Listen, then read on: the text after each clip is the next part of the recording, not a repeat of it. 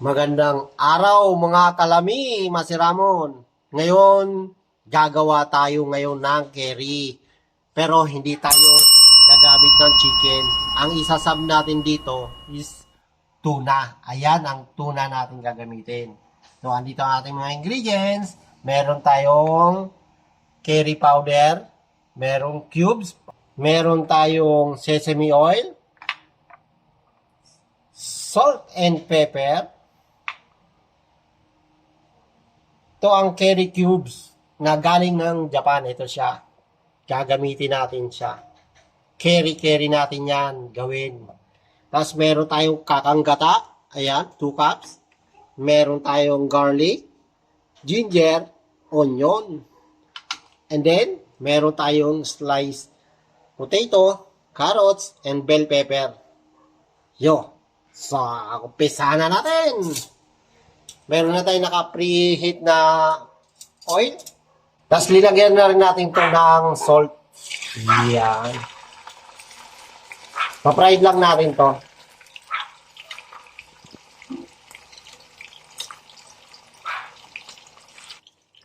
Ngayon naman, pa-fry natin to para mabilis maluto yung ating carrots saka potato.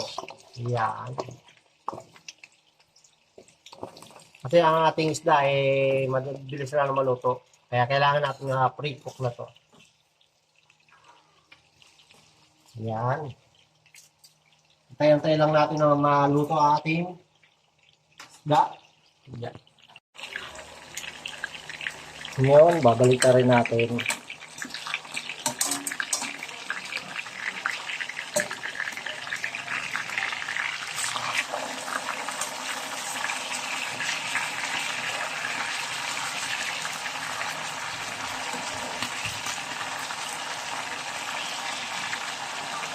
Yan. Cook natin ng 3 minutes. Okay, luto na siya. Isiset aside lang natin to.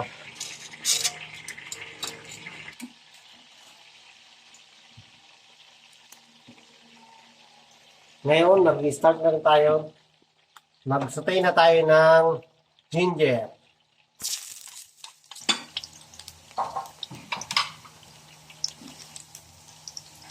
Sabay na rin natin yung onion tsaka garlic.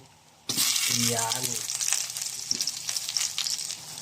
Tayo natin mag-golden brown na ating garlic and then mag-translucent yung onion.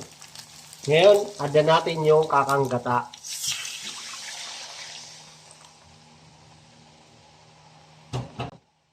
Then, lagyan na natin yung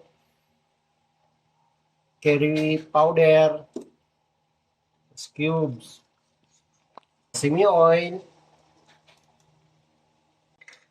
salt and pepper. Wait lang natin hanggang sa mag-simmer siya. Nag-simmer na siya, ganda na ng ating sauce. Add na natin yung bell pepper. Lagay na rin natin ating tuna.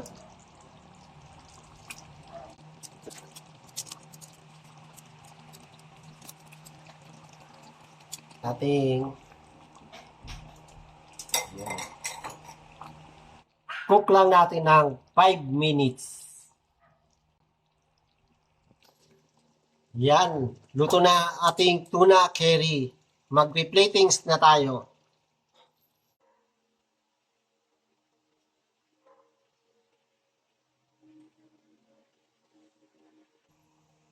Ito na ang ating tuna curry.